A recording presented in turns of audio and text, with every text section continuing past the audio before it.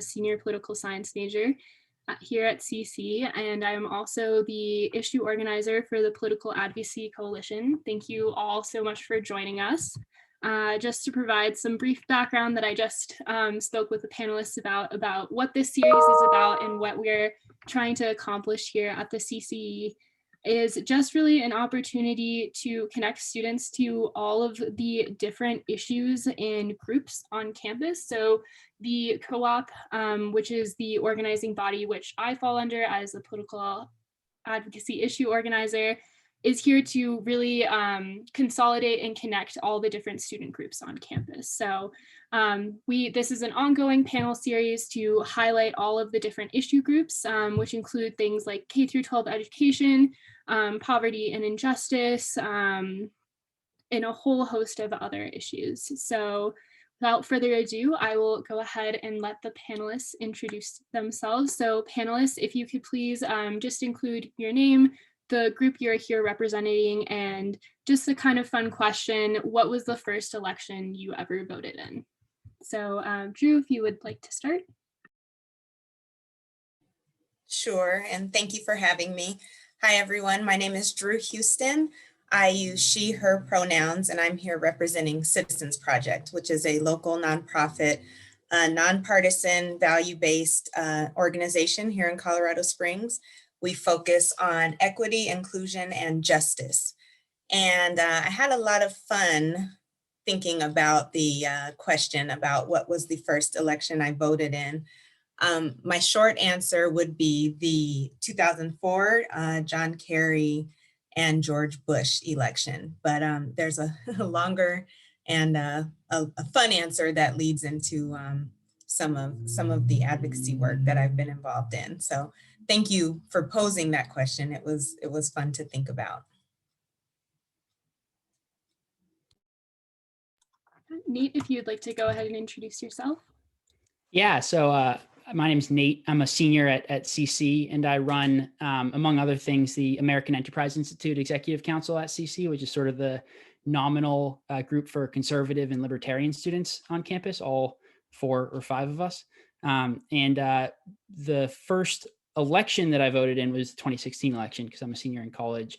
But the first election I think I remember was probably 04. And it's very sort of blurry and it's lost in the mist of time as far as like my memory of it. But I remember vaguely feeling bad for John Kerry because I was 5 years old and people losing was just something that I felt bad about. So that's one of my first memories in general, actually, I think. Brita, if you'd like to go ahead. Sure, yeah. My name is Brita Mackey. I use she, her pronouns, and I'm here representing the Colorado Springs chapter of the Sunrise Movement, which is a grassroots movement of young people looking to overcome climate change and create millions of good jobs in the process. And yeah, thank you for putting this together. And the first election I voted in was the 2016 presidential election. So yeah, that was a disorienting one. Last but not least, Teddy. Hi, I'm Teddy. I use the pronouns he, him. I'm a senior at Carter College studying political science. I serve as a campaign manager for Richard Scorman, his re-election campaign for District 3, which is the election is April 6th. I also serve as a director of communications for Together for Colorado Springs. The first election I ever voted on was in November of 2017, the municipal city election of Colorado Springs. And I believe that was a D11 bond increase. And a fun fact about me, because unlike Brita, I couldn't vote in the 2016 election. People like me who couldn't vote in 2016, but could vote in 2020, went 97-3 Biden-Trump. So that's the state of the campaign and the state of where the country's heading. Yeah, interesting. I would say the 2017 bond for District 11 was also the first election I voted in. So that was kind of cool. It's like not necessarily the biggest, most important election, but still one that very much impacts our community, which is what we're here to discuss today. So For those of you who don't know, the Colorado Springs City Council elections are going to be April 6th. And CC is in a unique position because we are kind of in between two districts. So Colorado College is represented by both District 3 and District 5. And our hope was that Teddy would be able to provide us with more of that lens from City Council as a representative of Councilman Skorman. So my interest in hosting this panel, specifically surrounding City Council elections, is understanding kind of the crucial role that City Council elections can play in municipal politics, in shaping our communities, but also kind of on a larger scale. So our first question, which I will let Drew start off with, if you'd like to answer this question first. So a common critique we come across at CC is that students are really only here for 4 years. So what's the point in students participating in local politics? They're only here for 4 years. We shouldn't really have a stake in the issues. But what would you say is the value of having students participate specifically in local elections? And overall, what is the significance of municipal elections in a wider political context?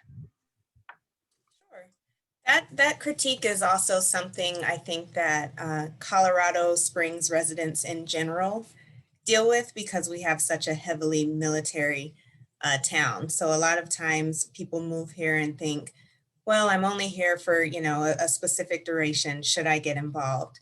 And the answer to those residents and students as well is a resounding yes. It's very important to have student involvement in our local election process. I think that college campuses tend to be kind of a place where you can check the pulse on what's happening, where Teddy used the phrase where we're headed, and the importance of not just maintaining the status quo.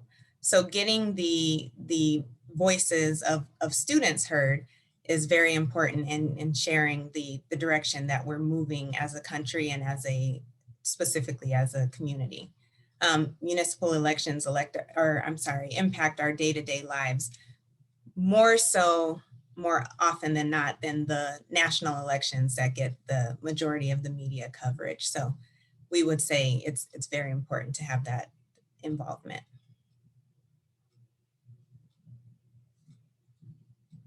If any other panelists would like to share their thoughts about this question, thank you for your answer, Drew.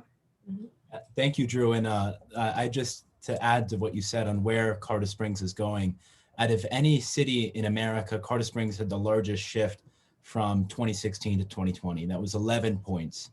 And so we can already see where maybe the status quo is changing in Colorado Springs. And Colorado Springs, for the most part, is a microcosm of America. I would push back a little bit on the notion that CC students don't participate in local elections, mostly because 2 of our city councilors are CC graduates. 2 of the only 2, which are CC students, are non-military, which I think is a testament to how CC can get involved in the community. We also have District 1 candidate Glenn Carlson, who's a CC grad who graduated in economics in 2006. So I think after April 6th, we could have a third of city council be represented by CC graduates. So I'm actually quite content by that, and I think that's a good sign. And I think it's only going to get stronger.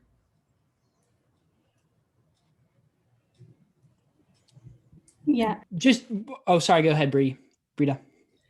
Oh yeah, I was just gonna add, I agree with Teddy and Drew. I think the point about students not having a stake in local politics is very misfounded, and kind of can become sort of irrational when you think okay, if you're only here for 4 years, are you not a real member of this community? By an extension of that, how long do you have to live in the Springs to really be a member of Colorado Springs?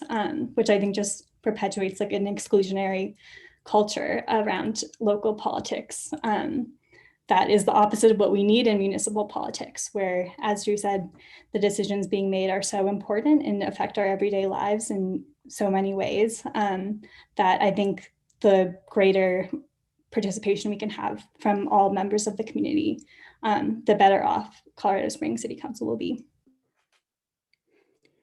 Yeah, the only thing that I would add to everything that was said is I think, one of the paradoxes of a school like Colorado College, which is a international school, which has a lot of students from across the world, and is a very privileged, wealthy school, full of, it's one of the least socioeconomically diverse schools in the country, and is certainly sort of culturally very singular in the kind of backgrounds and worldviews of the people who come here.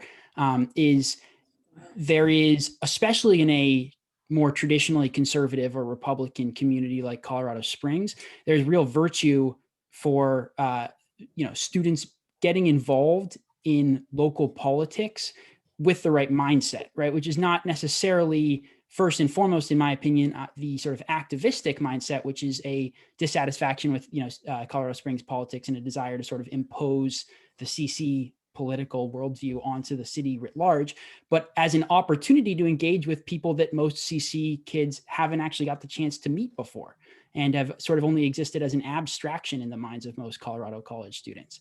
So absolutely, I'm a localist in every sense of the word. I think that so many of our problems in America can be traced back to the nationalization of all of our politics. And I wish people would begin by getting involved in politics on the local level first and foremost.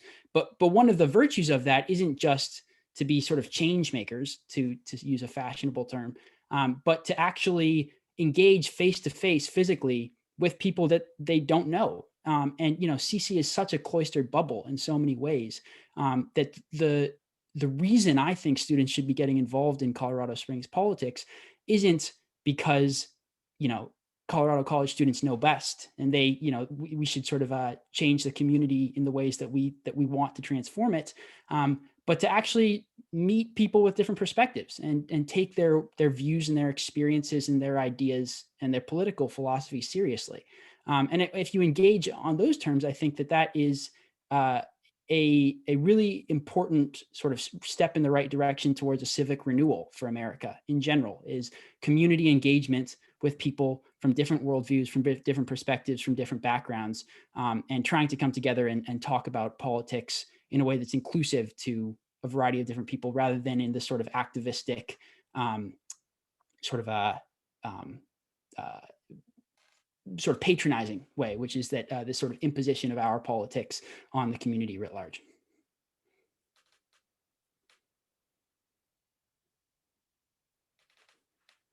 Yeah, Nate, I agree. That's a really interesting point about how participating in local elections does give CC students an opportunity to go beyond folks that they would typically have the opportunity to engage with on campus. And there's so much inherent value in that. And then Brita, I also want to point to something you said that's like, how long do you have to live somewhere before you're considered a member of a community? And I think that that's something that students on college campuses all across the country struggle with, trying to find that balance between, as Nate was saying, not being patronizing in the way that we share our beliefs, but also asserting the fact that there isn't a set time limit. Like there's no law anywhere saying like you have to be a resident of this city for 5 years before you get to have a stake in local politics, right? So I think a lot of that comes from the own inherent value that we ascribe to it, and hopefully is something that will continue to expand. So on that note, we're going to move on to the next question. And Brita, I'll let you start off by answering this one.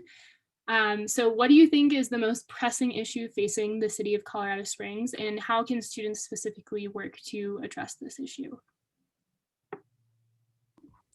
Well, as a member of Sunrise, and I think kind of going back to the student perspective, the young person perspective, climate change and climate justice are absolutely some of the most pressing, if not the most pressing issues facing the city right now, especially for Colorado Springs in the form of increased forest fires, droughts, threats to our water security, threats to our housing, and Colorado Springs City Council has a huge role to play in that. The City Council also serves as Colorado Springs' utility board, so kind of making ultimate decisions about where our energy sources come from. And after, Drake was successfully shut down last year, which was a huge step forward, the council really has a responsibility to step up and finish that work. And make sure that we are moving in a direction towards 100% renewable energy by 2035. as well as making sure that this transition, along with the transition of our infrastructure, of our public transportation, of our housing, happens in an equitable way, in a way that supports or that upholds principles of racial justice and Indigenous sovereignty, and that we are moving towards a new kind of Colorado Springs that actually can live up to our principles as a city. So yeah, I would say kind of moving towards the direction of a municipal Green New Deal is absolutely a top priority for Colorado Springs City Council. So I think that this is a question where I'm assuming that panelists are going to have a variety of different answers in terms of what they see as the most pressing issue facing the city. So folks would like to just quickly go around and share if you agree with Brita, if you do think that climate change is the most pressing issue facing the city, or if you see something else as being more, more immediate for the city to address.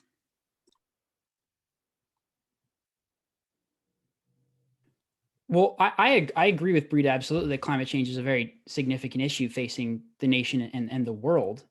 So insofar as it's sort of a global issue, it's also an issue that Colorado Springs is facing in the same way that every human being in a way is facing it. In terms of having a more sort of locally specific issue to Colorado Springs, I think something that is significant is a issue that's facing, I think, the state of Colorado in general in a significant way, and a variety of different states. But Colorado Springs is sort of, you know, a thriving metropolis in Colorado, so it's particularly pronounced here, which is, you know, trying on the one hand to be opening and welcoming and, you know, inviting in new people from across the country to Colorado Springs, while also preserving the Coloradoan way of life, which is, you know, a way of life that has made this state a great state to live and to raise kids and to thrive and to start a business and to, you know, send your kids to school and all of these different things that thriving, flourishing human families enjoy in states like Colorado Springs and have for a while. And I think, you know, the city right now, and it's not just unique to Colorado Springs by any means, is going through some growing pains as a lot of people from states like California, but not exclusively California, are moving in and they're moving here for the Colorado way of life in one sense of the word, for good schools, for low taxes, for a beautiful state, for a thriving civil society, a great culture, et cetera, all these things that we've come to sort of take for granted in Colorado on the one hand. But they also have a different idea of, you know, how the city should be run. And those things, I think, are inevitably in conflict to a certain extent. They don't have to be in conflict entirely, but there's a tension between them. And I think one of the big challenging questions for local politicians in Colorado Springs in the next couple decades or so is going to be how to reconcile those two things. It's an open question, and, you know, the people of Colorado Springs will ultimately be the people who decide. But that, I think, is a challenging issue that is becoming more and more of a sort of serious question that needs to be answered in a real way.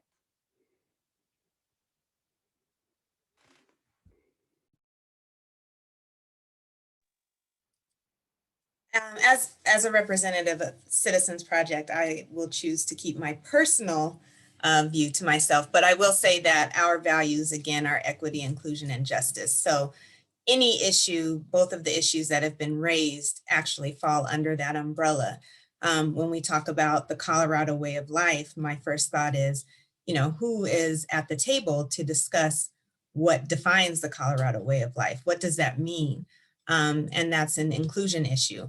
Is everyone who perhaps has lived here for, you know, their entire life, or, you know, only 4 years, are all of the different voices being heard at the table? So I think that many of the issues that are presented to us right now all need to be looked at through this lens of inclusion, equity, and then of course justice. So we have several things pending, issues that we're facing. And I think that the important thing would be just to continue to make sure that all the voices are being heard. Drew, I would echo those sentiments, and as well as speaking as an individual actor, I'd say that as Colorado Springs begins to grow, and Colorado for that matter, I mean, Colorado Springs will have it's going to double its population by 2035. Colorado Springs is not the Colorado Springs it was in 1992 when it passed Amendment A or Amendment 2. And so we really have to take a really hard look at who's at the table and how we're going to be making decisions moving forward, whether that's closing Drake Power Plant or land zoning issues or a trails and open space funding. We have to really take a hard look at this and make sure that everyone is at the table and included. And one of the things we can do this both from a cultural standpoint, but from a structural standpoint as well. Our city councilors are paid $6,250 a year to manage a city that's growing at an exponential rate. We have city councilors who's working 60 hours a week overseeing $1 billion entity of Colorado Springs Utilities, and they're hardly getting paid. They have no assistance, and they have hardly any infrastructure to help them. So if we're going to be serious and truly take the issues of growth and inclusion and justice, for that matter, at face value, we need to take a really hard look at the cultural systems that we have in place, but also the structural ones that would allow for Colorado Springs to thrive. Teddy, would you mind just really quickly specifying what Amendment A and Amendment 2 are, just so people have an idea of how those have impacted the city? Yes, I'd be happy to. So I believe it only Amendment 2, I misspoke. I was thinking about a different amendment.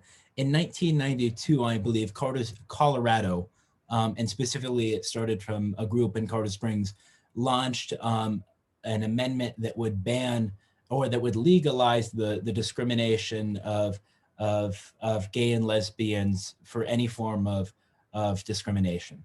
So whether that's for renting, for restaurants, you name it, it legalized it. And Colorado Springs, from that fact in 1992, was labeled Hate City USA. And we had a target on our back from the Broadmoor lost, I think, dozens of convention centers. People pulled funding. We lost events at the World Arena. And ever since, we've kind of had a long-standing fight to reclaim our identity as a city that's really takes the issue of inclusion and justice and fairness and all the things that we strive for as American ideals seriously. And so that's Amendment 2.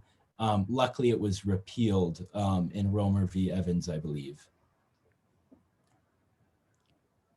Thank you for providing that context. And I absolutely agree with what everyone has said so far in terms of you really see that this tension emerging between, you know, the supposed new and old of Colorado Springs and how you've had this massive increase in population, but a lot of folks who still kind of want to hold on to those fundamentals and those values of the city. So I think that is definitely going to be a pressing question moving forward in terms of how do we reconcile those two halves, which leads me to my next question, which is for Teddy. So as our city continues to experience rapid growth, how can we ensure that City Council remains accountable to all the interests of all citizens? So going back to this question of inclusivity and making sure that everyone has a stake at a table is arguably much harder to make sure that the needs of all constituents are being heard if your city is experiencing exponential growth. So what do you think is a potential remedy or solution to that?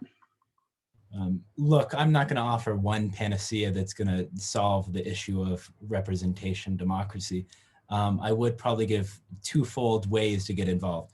The first one is to vote for elected officials who actually listen and care and are proactive about providing affordable housing in Colorado Springs and making sure that I believe the estimate that we have right now is we are of about 26,000 shortage of affordable housing units in Colorado Springs. And that's not just unfortunate, that's problematic.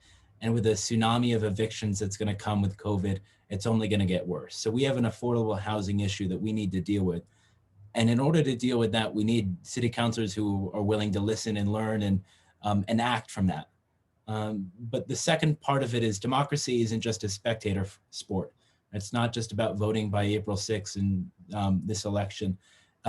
Land ordinance and affordable housing issues, the hearings and the sessions go on for hours upon hours. And city council will hear and listen to every single constituent. So if you have a claim, you should go to the town hall. And that's the only answer that I'd give, is vote for people who will actually listen and learn and act, but then get involved once the issue actually arises.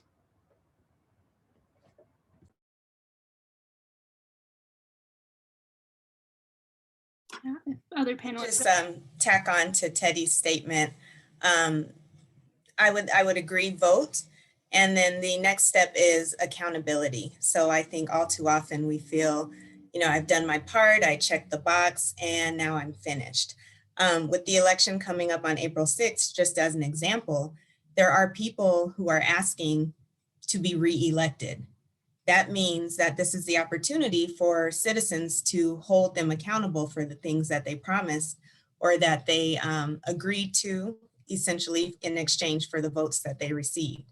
So know your city council district. That's the responsibility of adults who are of voting age. Know what the people running in your district represent and if that aligns with your personal values. And then continue to pay attention even after April 6th and determine if they're acting in a way that aligns with your values, so that when it comes time again, and it is kind of a long, you know, you're looking forward, but you hold them accountable with your vote. And Drew, this is just me asking for everybody else. I know the Citizens Project puts out, I believe, a flyer with all the candidates. Where could they get that? And when will it come Thanks, out? Teddy, for that plug.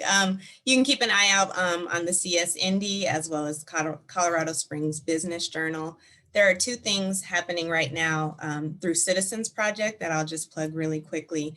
There will be a forum for each of the city council districts. So your city council representatives will have an opportunity to answer questions that have been asked of the community. That will be available on websites, so I guess the short answer is keep an eye on our website and our social media. We also produce a voter guide and candidate survey. So we will ask questions that are pressing in the community and give each person running the opportunity to answer those questions so that people, thank you, Nikki, for posting that, so that people can keep an eye on the issues that mean something to them and what the candidates who are running have to say about that. So just helping inform your vote, whatever that may be. And again, that'll be in the CS Indy in a March issue, as well as in the Colorado Springs Business Journal. Thank you for sharing that information, Drew. I'm not sure if any of the other panelists would like to add anything to kind of this question of how can we ensure that our city council is still remaining accountable to all constituents. And I think that this is something that also ties back into this discussion we were having earlier about what role students should play in that. So previously, it has been my experience through working with city council that city council isn't always necessarily accountable to younger members of society, correct? Because we're seen as naive or as not fully understanding the issues. So if anyone has thoughts on specifically making sure that our city council representatives are taking the youth vote, the youth voice seriously.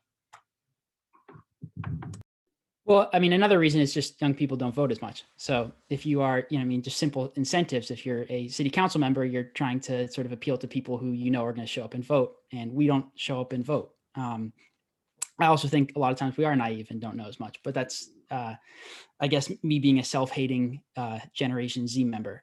So I think, you know, there's, to answer the sort of question of how to hold them accountable, I think having a specific and circumscribed understanding of what the city council is for, why we're sending them into office and what we expect them to do, I think is a really important part of this. I think a lot of times to get elected, people will sort of overpromise what they can do for a particular community, and that causes in turn distrust in government and a dissatisfaction in our institutions in general, because you have city council members saying, I'm going to do this for you, I'm going to do this for you, and then they get into office and it turns out actually there's a limit to what you can sort of achieve through politics and the mechanisms of government.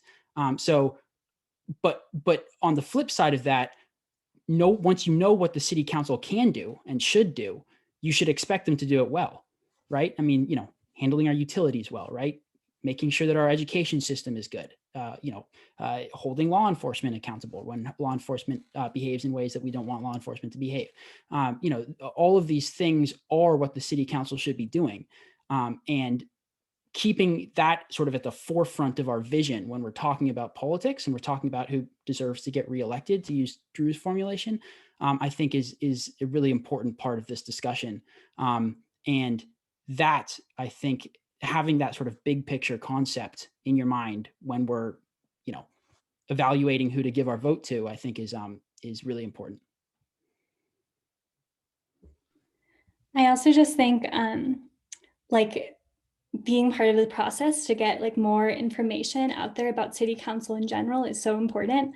And I'm so grateful for the work of Citizens Project and other groups, because I don't know, city council is really a two-sided coin in that, yes, its members can be more accessible once they're elected and they're there and what they're doing, but finding out what their jobs are, kind of what their roles are, even what their platforms are, is extremely difficult. Even when I was just trying to research city council candidates, there was a real lack of information. So I think just kind of driving engagement and not only voting, but getting that information and getting it accessible to young people and to students is such a huge part of the work. And yeah, I know CC Dems has had a big part in that in years past. And so just all of that work, I think, is super important in this process of engaging young people.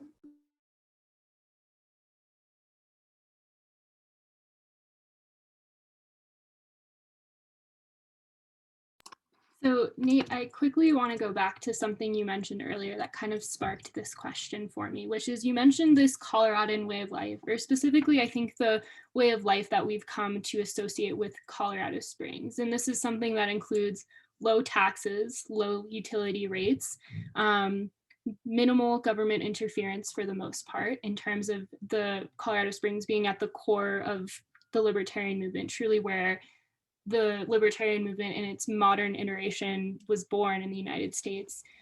And so keeping all of that in mind, is it possible that some of these dilemmas that arise from increased growth are in contradiction to these supposed Colorado values? And I'm thinking specifically of things like low utility rates. This is something that has been a constant struggle within city council, just because as we move to do things like close Martin Drake, there is a necessity for higher utility rates. As the state increases, or the population of the state increases, there are things for more road repairs, which means more taxation. And as the population of the state increases, this means that we need to allocate more funding towards education, which is something the state hasn't been able to do because of Tabor. So I'm wondering if you find any way to reconcile those things, or if I'm completely speaking out of turn and saying that they're contradictory to begin with.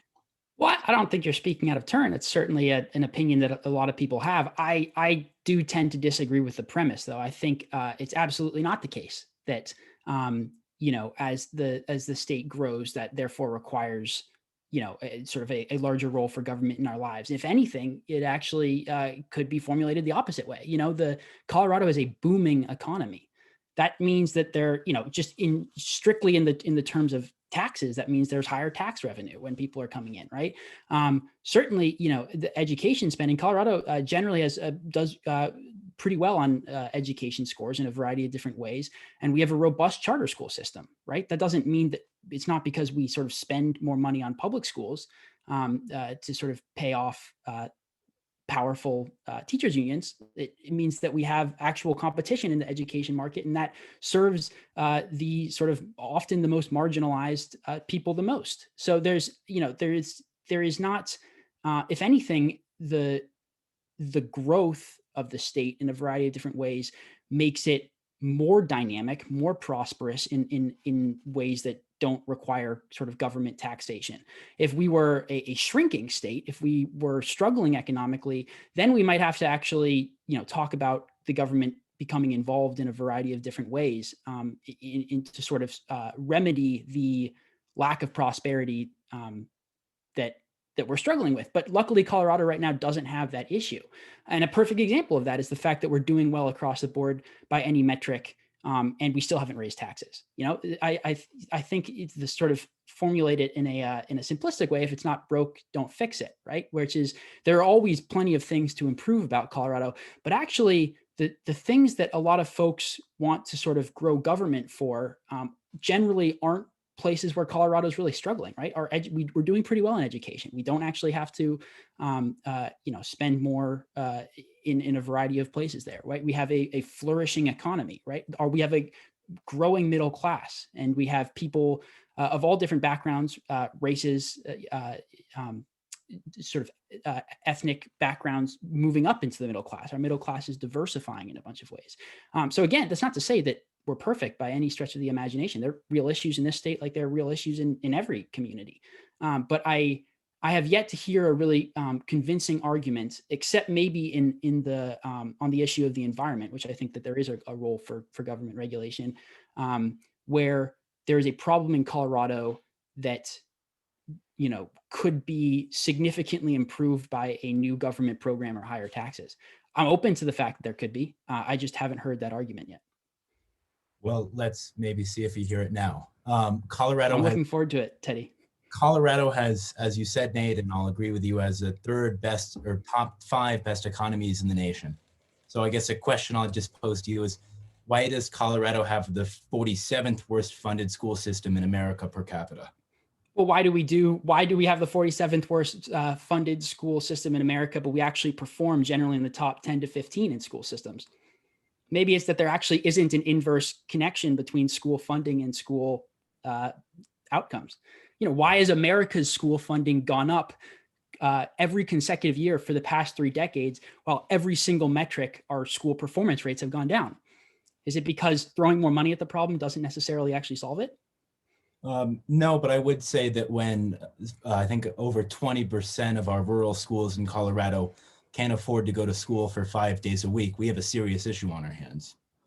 And okay, go ahead. That's an economic problem that we have to address, and that's an inequity that we have to address. One of the questions that we haven't touched on in this discussion is the bifurcation of Colorado between, the rural part and the growing part in the Front Range, which I think, Nate, we might have some similarities, but different cures for that. But we have a serious issue and this issue is only going to get bigger. And I'm not going to say that I have any answers, but we have a problem on our hands. That's all I'm going to say. Well, we have plenty of problems on our hands, and that's, I think, something that I was trying to be clear about, right? Like, we have plenty of problems, and that's anyone who denies that is naive.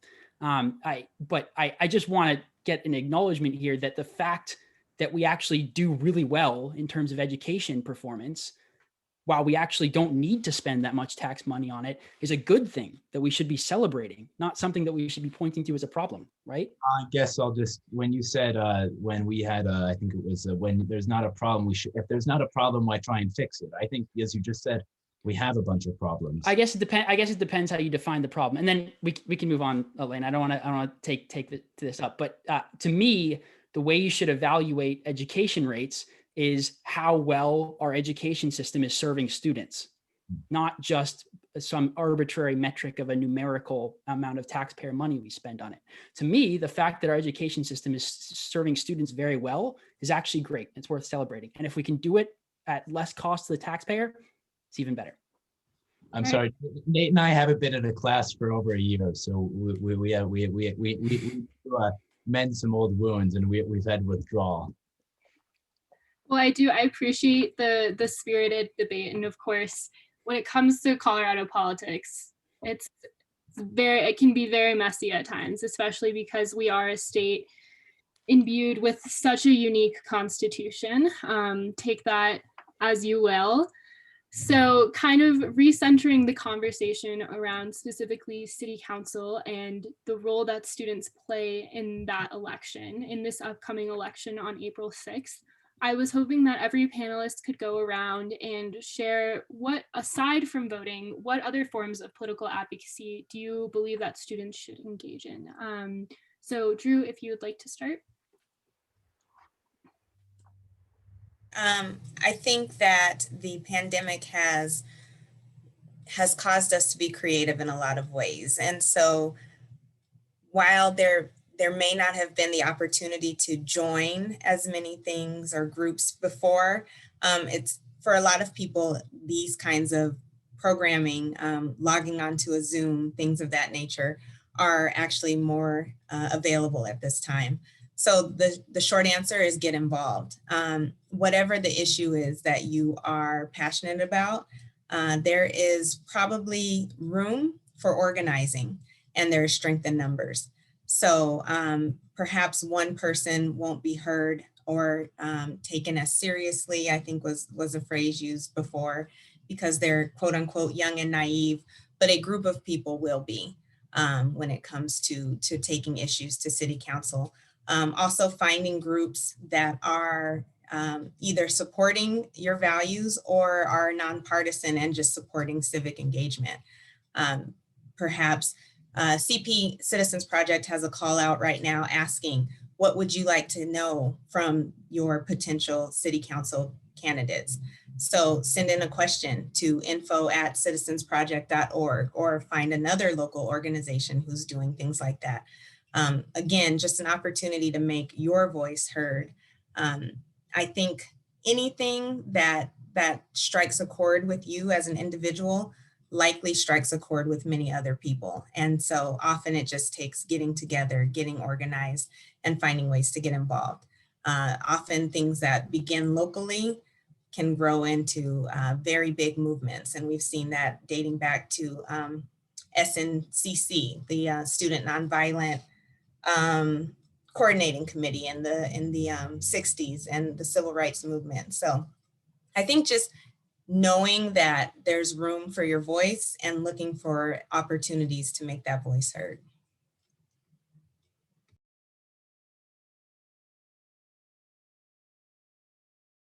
Yeah, I would absolutely agree. And I feel like one of maybe the biggest misconception that CC students often have about Colorado Springs is that it's not very politically engaged, or there isn't much room for ideological diversity, which is absolutely not the case. And there's so many organizations in the Springs and, you know, in the collaboration with CCE, which do put forward all sorts of issues. And I've been like pretty impressed throughout COVID with the organizations I've been in touch with that have continued to find ways to organize and engage with local politicians.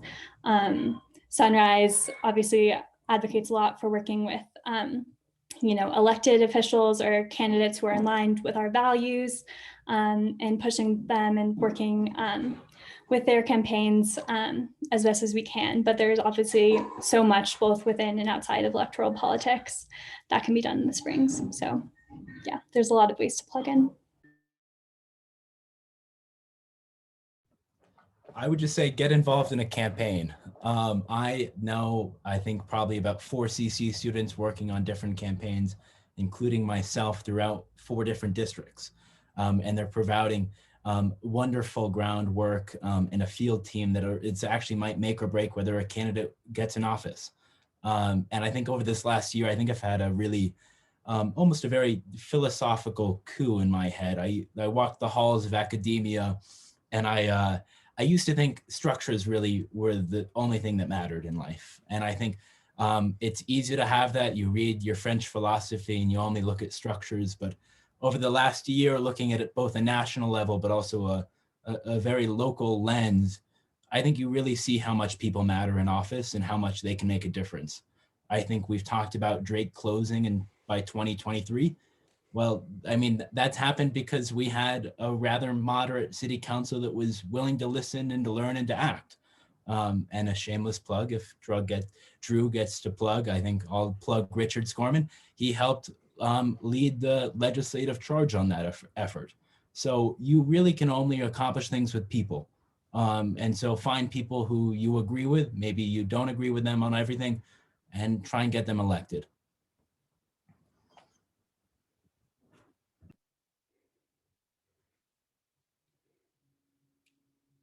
I guess the only thing that I would add, first of all, I'm kind of curious what a philosophical coup in your head looks like, Teddy, but longer conversation for another time.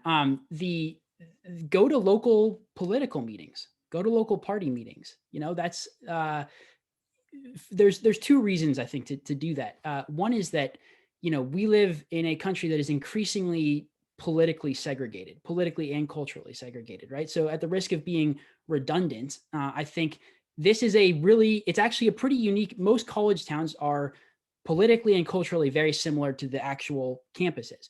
We have a unique opportunity in that we live in a traditionally more Christian and conservative area where we go to a very obviously culturally and politically left-wing college. If you go to local meetings and you engage with people who you disagree with politically and culturally, for a lot of CC kids, that's the first time you're ever going to meet the other half of the country. And that's a pretty big deal because increasingly it is possible to go through life not meeting anyone who comes from the other half of the country. And, we talk constantly politically about the sort of battle between Republicans and Democrats, but for a growing number of Americans, the other side is literally an abstraction. Like people don't know anyone who disagrees with them on fundamental political, spiritual, religious, moral questions. This is a pretty cool opportunity just for that alone, to go listen to people who disagree with you, hear what they say. You'll probably disagree with them, but it's a increasingly unique opportunity. And the other thing is going to just local organizing meetings, Republican Party, Democratic Party, local advocacy groups, that is where politics is. That's where the sort of foundation of what politics is local people who work 9 to 5s, on their lunch break, after work, because they care about a local issue, because their electricity got shut off, right? These really mundane issues, but it's the foundation of what politics is, getting together and doing something about it, right? That is the sort of foundation of small d democratic American politics. And it's always been a character of American politics, people coming together to get stuff done. And that's sort of beautiful. And I think in a very sort of simple way. And it exemplifies something I really like about the American spirit in general, which is this sort of can-do attitude and this desire to sort of band together and do something when there's a problem. And that's worth participating in. It's very easy to be sort of cloistered in the ivory tower and talk about the French philosophers that Teddy reads. But it's as great as some of the French philosophers are, it's great to actually go see that in practice and engage with normal Americans. And not just PhDs. And I think that's Colorado Springs offers a unique opportunity in that way that people should be taking advantage of. Yeah, thank you for leaving us off on that more hopeful note, Nate, and thank you to all of the panelists. I think that this has been a really awesome discussion, and hopefully students will come away with this with a better understanding of kind of the basic landscape of Colorado Springs politics and the significance of the city council election, and also will hopefully feel empowered to take a variety of different actions, as you all just mentioned, whether that is volunteering or working for a campaign, voting, getting involved with local groups. There's obviously so many things that can be done. So we have a couple of minutes left. If there are any questions from the audience, I did want to leave a little bit of a time for questions. Or if not, if any of you guys, any of the panelists have additional thoughts or questions that they would like to ask to their fellow panelists. So I'll just kind of open up the floor.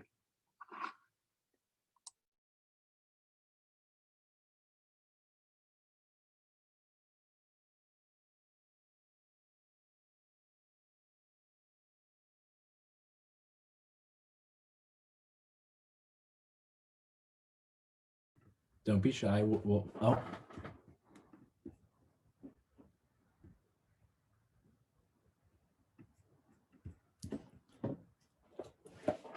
Jordan, I think that's an absolutely lovely question. And I think to actually piggyback off what Nate said, I think he said it in a rather eloquent manner, but I just want to state something that's rather, I think, profound about city elections, is that I think Nate said to go to a Republican or Democratic Party, but in city council elections are nonpartisan, and they should be. And what you realize is that there is no typically other side. And the more and more that you characterize it as an other side, the more and more that other side exists.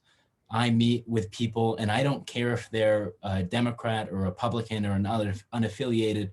They're just a person and a voter in Colorado Springs.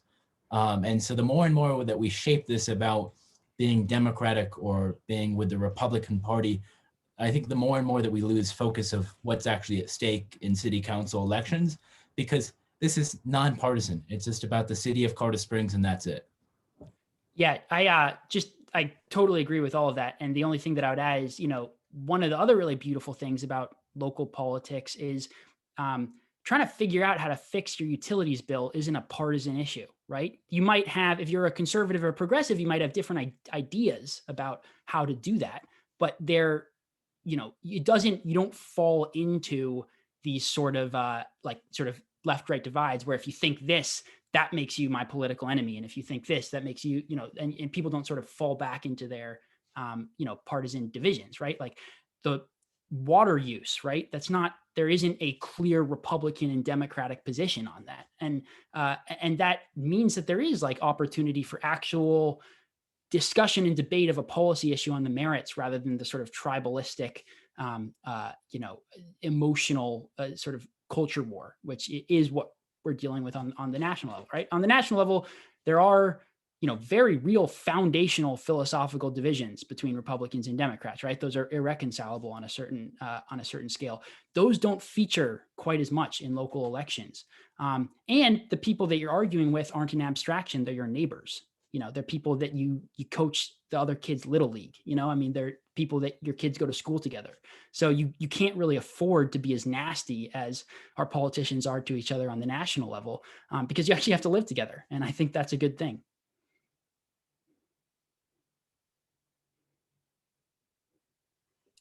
I think, Nate, those were two incredible points, or I guess one of them was Teddy's, just the fact that I think one of the beautiful things about local politics is that, or city council elections, is that they're nonpartisan, right? So you immediately remove this whole aspect of party politics that currently dominates our political spheres. And it's, again, going back to this, the fact that you're not speaking about things in abstractions anymore, is it's very much immediate issues that have to be resolved with a pragmatic solution, I would say. Typically, I don't think that there's a single city council in the United States that isn't a pragmatic body. I think that's just the matter of being in local politics. So yeah, I think hopefully these are things that will encourage folks, again, to get involved, because typically there tends to be a lot of people turned off by the very hyper partisan nature of politics. And in my work as a political advocacy issue organizer, is I'm trying to show people that there's more than one way to be involved, and it doesn't always have to be fighting with someone, because I think that's also a misconception, is that politics is a lot of just arguing with people, and that's obviously not what we're trying to achieve.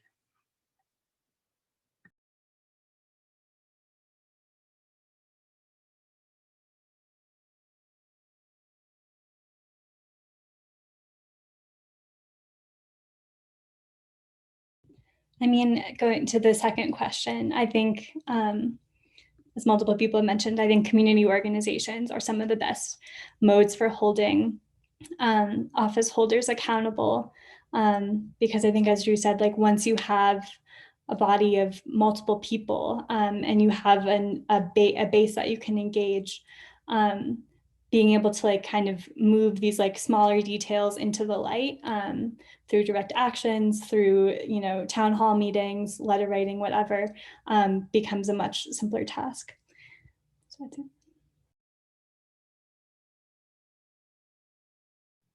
And I would just add changing or making sure that you're viewing things that happen in your day-to-day life through a lens of how are local politics impacting this.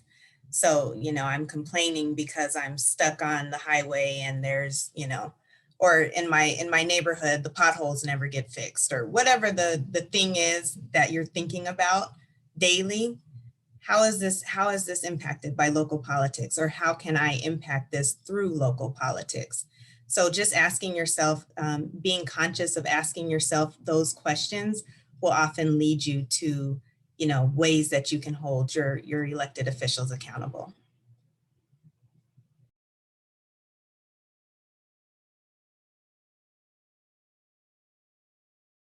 All right, I know some folks do have to head out right at 4 p.m. So I just want to quickly thank all of the panelists again for your time and for your engagement. This has been really awesome. And because we were able to record this event, hopefully we will be sharing it on our social media so that this information can be shared out multiple times. One of the benefits of Zoom we've learned is that folks have the opportunity to go back and engage in events that they wouldn't have been able to otherwise. So yeah, thanks so much, everyone.